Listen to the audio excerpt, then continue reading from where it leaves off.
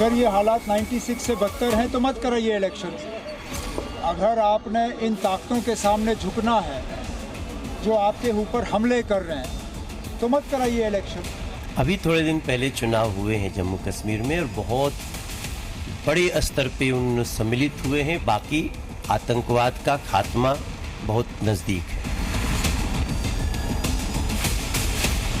अगर आपने मिलिटेंसी की सुप्रीमेसी साबित करनी है बनिस्बत के अपने फौज और अपने पुलिस की सुप्रीमेसी, फिर मत कराइए इलेक्शन।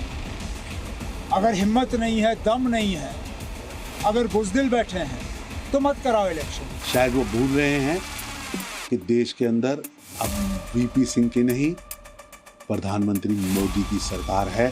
मुफ्ती साहब जैसा गृह मंत्री नहीं, अमित शाह गृह मंत्री हैं। हम अपने नागरिकों की रक्षा करना जानते हैं। हुक्मरान झुकने के लिए नहीं आए हैं, हुक्मरान लोगों की प्रॉब्लम्स को आगे रखने के लिए आए हैं, पब्लिक रिप्रेजेंटेशन के लिए आए हैं। इलेक्शन होने चाहिए, अपने वक्त पे होने चाहिए और जम्मू कश्मीर की आवाम जो है वो अपनी हुकूमत का खुद फैसला करेगी। वो लोगों को चिंता करने की आवश्यकता नहीं है जिन्होंने आतंकवाद बढ़ाने में सहयोग किया। बार बार कहा है कि मिलिटेंसी का 370 से कोई लेन देन नहीं था, हटाने से भी मिलिटेंसी पे कोई खास असर नहीं पड़ेगा। ये लोग चिंतित हैं कि ये घटनाएं कम हो रही हैं, क्यों इसको लेके लोग चिंतित। बाकी है ना।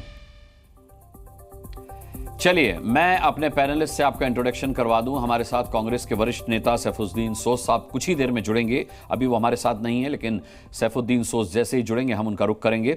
इसके अलावा हमारे पास जो मेहमान आज डिबेट में हिस्सा लेंगे वो हैं हर्षवर्धन त्रिपाठी, सीनियर जर्नलिस्ट, मैं इंट्रोडक्शन करा चुका हूं। आरती टिक्कू, मेजर जनरल रिटायर्ड के सिन्हा साहब हमारे साथ हैं। रविंद्र शर्मा कांग्रेस से स्पोक्स पर्सन हमारे साथ हैं। इसके अलावा तनवीर अहमद तांत्रे हैं पीडीपी के लीडर, मुजफ्फर खान है हमारे साथ नेशनल कॉन्फ्रेंस से, और धीरेन्द्र कुमार एलजेपीआर से हमारे साथ मौजूद हैं। सबसे पहला सवाल मुजफ्फर खान साहब आपसे ही पूछना चाहूंगा, क्योंकि उमर अब्दुल्ला साहब के बयान के मुतालिक हम लोग ये चर्चा कर रहे हैं। इससे पहले फारूक अब्दुल्ला साहब भी कह चुके हैं कि भाई पाकिस्तान ने चूड़ियां नहीं पहनी है और पाकिस्तान से बात करना जरूरी है, और अब उमर अब्दुल्ला साहब कह रहे हैं कि 370 हटने के बाद मिलिटेंसी में कोई बहुत ज्यादा फर्क नहीं पड़ा है।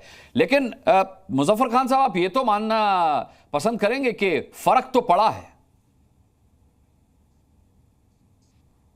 देखिए अनुराग, फर्क जो है ये कोई 2019 के बाद का रिकॉर्ड आपको नहीं बताएगा, बल्कि 2019 से पहले भी अगर आप रिकॉर्ड देखेंगे तो बतदरीज फर्क पड़ता रहा। 1996 ऑनवर्ड ये बतदरीज कम होती रही मिलिटेंसी। टेरर अटैक्स जो हैं, आप उनका अगर डाटा देखेंगे तो जो लेवल 96 में था वो 2000 में नहीं था, जो 2000 में था वो 2010 में नहीं था, और आस्ता आस्ता ये कम होता रहा। और बतदरीज इसमें कमी कुछ एरियाज जो थे, जिस तरह पुंछ, राजौरी, डोडा, भद्रवाह, जम्मू, उधमपुर, कठुआ, इनमें बिल्कुल कोई मिलिटेंट पिछले 2 डेकेड्स में से कोई मिलिटेंट्स की मूवमेंट का भी कोई इंफॉर्मेशन नहीं थी और ना ही कोई इंसिडेंट हुआ। अब इसको आप ही बताओ, आप मुझसे क्यों पूछते हो, आप खुद बताओ कि जम्मू प्रोविंस में, कठुआ जैसे इलाके में, पुंछ में, राजौरी में, जम्मू प्रॉपर में, यानी रियासी में जो पिछले दिनों अटैक हुआ और कल फिर अटैक हुआ डोडा एरिया में और उधमपुर एरिया में, तो मुझे ये बताओ कि ये क्या दर्शाता है? क्या आप कह सकते हैं कि भाई वो एरिया, जिन एरियाज में मिलिटेंसी पिछले कई सालों में, यानी 2 दिहाइयों में, 20 सालों में कोई इंसिडेंट नहीं हुआ, अगर वहां हो रहे हैं तो उमर साहब क्या गलत बोल रहे हैं? नहीं, मैं मुजफ्फर खान साहब, देखिए बड़ा दुर्भाग्य है कि भारतीय जनता पार्टी की तरफ से इस मसले पर डिबेट में शामिल होने के लिए कोई मेहमान नहीं भेजा गया है। ये हमारा भी दुर्भाग्य और उनका भी दुर्भाग्य है, क्योंकि इस मसले पर जनता सुनना चाहती है भारतीय जनता पार्टी को। लेकिन मुजफ्फर खान साहब, इससे पहले कभी भी हम इस मसले पर बैठे हैं और हमने जम्मू कश्मीर में आतंकवाद को लेकर बात की है तो भारतीय जनता पार्टी की तरफ से कहा गया कि देखिए पत्थरबाजी अब नहीं होती वहां पर, और आतंकवाद के मसलों में भी 73 से लेकर 76% तक की कमी आई है। वो ये मानते हैं कि आतंकवाद वहां है, लेकिन अब हाथी निकल चुका है, केवल पूंछ रह गई है, वो ऐसा मानते हैं।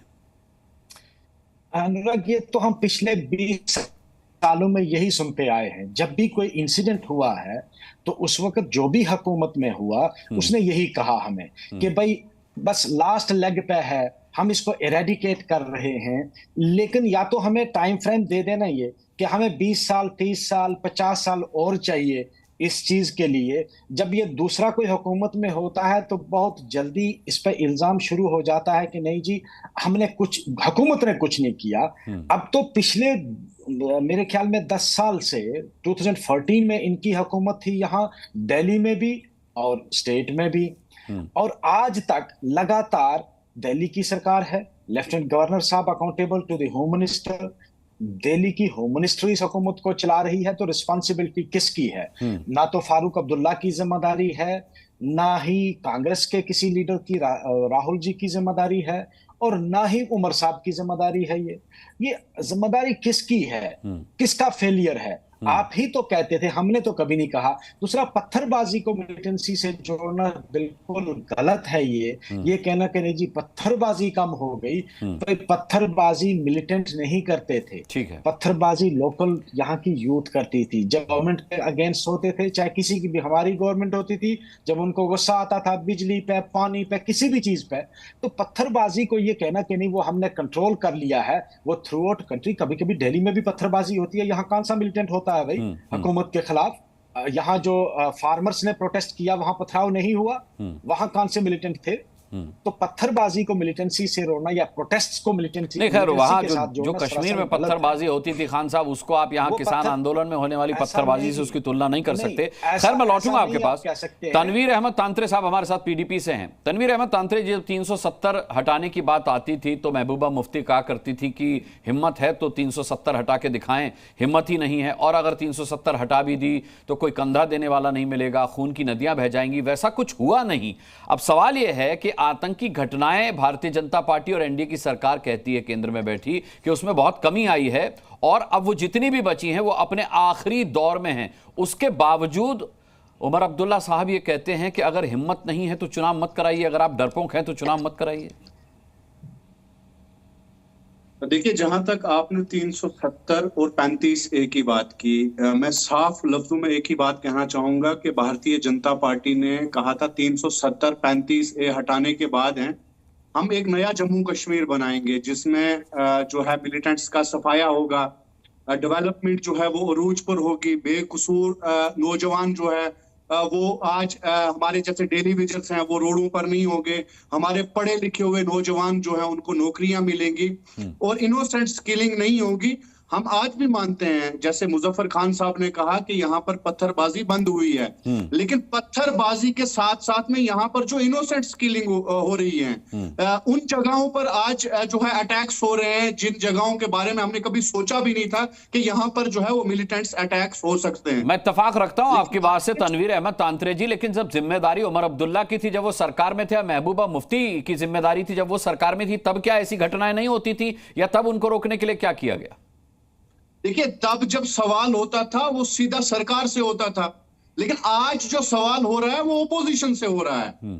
सिर्फ हमारा आज का रोना यही है कि आपका सवाल जो है आज वक्ती हुकूमत से होना चाहिए था, जो मरकज में सरकार बैठी हुई है उससे होना चाहिए था, लेकिन उसका उल्टा हो रहा है। आज का सवाल जो है वो नेशनल कॉन्फ्रेंस से पूछा जाता है, कांग्रेस से पूछा जाता है, पूछा जा रहा है। तनवीर अहमद तांत्रे जी और मुजफ्फर खान जी, कि आपने देखा होगा कि जम्मू कश्मीर के इतिहास में लोकसभा चुनाव के अंदर जिस तरीके की बंपर वोटिंग इस बार हुई, इससे पहले कभी आपने दर्ज किया ये इतिहास में कभी इतनी वोटिंग हुई हो? इसलिए कहा जा रहा है वहां वोट डालने के लिए एक माहौल बना, तभी ना लोग निकले घर से बाहर और तभी उन्होंने अपने मताधिकार का इस्तेमाल किया। तो ये भय मुक्त कभी कश्मीर इतना रहा इससे पहले? जहां तक आपने वोटिंग की बात की, लोगों का इतना हजूम में बाहर आना और बेदाग वोटिंग, देखिए इसमें भारतीय जनता पार्टी का कोई भी हाथ नहीं, यहां पर मेन स्ट्रीम पार्टियों का हाथ है इसमें, कि उन्होंने लोगों को कन्विंस किया, वोट डालने के लिए जो है लोगों को बाहर निकाला। लेकिन आज की डेट में जो है आप उन्हीं पार्टियों को कोस रहे हैं जिन्होंने लोगों को बाहर निकाला, एक डेमोक्रेटिक सेटअप पे यकीन दिलवाने के लिए लोगों को कहा कि आप बाहर आएं, अपने कीमती वोट का इस्तेमाल करें और अपने नुमाइंदे को चुने, लेकिन आज आप इसको भारतीय जनता पार्टी से जोड़ रहे हैं और जिन्होंने लोगों को बाहर निकाला कैंपेन के जरिए से, हमारी मेन स्ट्रीम पार्टियों ने बाहर निकाला लोगों के, आप वोटिंग का राइट जो आपके पास है वो आप रखें। लेकिन आज अगर आप इसमें नुक्ताचीनी करके जो है वो भाजपा को आगे लाना चाहते हैं तो वो उसमें हम कुछ भाजपा को आगे आना होता तो उनका प्रवक्ता यहां पर मौजूद होता, तनवीर अहमद तांत्रे जी, वो तो आए नहीं, लेकिन धीरेन्द्र कुमार हमारे साथ हैं जो सरकार में उनके साथ हैं। तो धीरेन्द्र कुमार जी, अब देखिए, जब वहां पर लोकसभा चुनाव में जम्मू कश्मीर में बम्पर वोटिंग हुई और भारी प्रतिशत में वोट डालने के लिए लोग निकले, रिकॉर्ड तोड़ प्रतिशत में, तब एनडीए की सरकार ने इसका क्रेडिट लिया। प्रधानमंत्री भी आए, गृह मंत्री भी आए और उन्होंने कहा कि देखिए 370 हटने के बाद ये बदला है कश्मीर में कि लोग आए हैं और वोट डाल रहे हैं। लेकिन अब वो क्रेडिट वहां की स्थानीय पार्टियां ले रही हैं। वो कह रही है कि इसमें क्रेडिट बीजेपी का, एनडीए का नहीं था, ये तो वहां की जो मेन स्ट्रीम पार्टियां हैं उन्होंने लोगों को घर से बाहर निकाला था। इसका क्रेडिट बीजेपी और एनडीए क्यों ले सकते हैं? नहीं, देखिए, लोकतंत्र में तो सबों को क्रेडिट मिलता है। हर एक पार्टी ने अगर उसमें भाग लिया है, हर एक पार्टी को वोट देने वाले लोग वहां पे थे, तो निश्चित तौर पर मैं ये मानता हूं कि लोकतंत्र की जीत किसी एक पार्टी की जीत नहीं है, एक व्यक्ति की जीत नहीं है, तमाम कश्मीर की जीत है और कश्मीर वासियों की जीत है। वो चाहे पक्ष के हो चाहे विपक्ष के हो। बम्पर वोटिंग ये साबित करता है कि भारत के लोकतंत्र को मजबूत करने में जितना अन्य प्रदेशों ने किया, उससे बढ़ चढ़ करके हमारे कश्मीर के भाई और बहनों ने भाग लिया। इसके लिए वो लोग बधाई के पात्र हैं। लेकिन आज सवाल ये लोग क्यों उठा रहे हैं? क्योंकि हकीकत से ये लोग रूबरू जनता के बीच में हो रहे हैं कि आज तक इन लोगों ने कुछ न कुछ भय दिखा करके लोगों के साथ में न्याय किया नहीं। जितना भी देश का पैकेज जाता हो, किसी एक आदमी उसका लाभ लेता हो, सिर्फ यही होता रह गया, वहां पे बाकियों को लाभ नहीं मिला। आज लोग वहां के समझ गए हैं कि नहीं, देश के मुख्य धारा में हम लोग भी उसी कानून के साथ में आगे बढ़ रहे हैं। 370 हटने के बाद से अवसर वहां के लोगों को ज्यादा मिल रहा है, चाहे वो एमएसएमई के माध्यम से हो, चाहे नौकरियों के माध्यम से हो। और आतंकवाद, फिलहाल तो जो अवसर आतंकवादियों को मिल रहा है उस पर चर्चा हो रही है।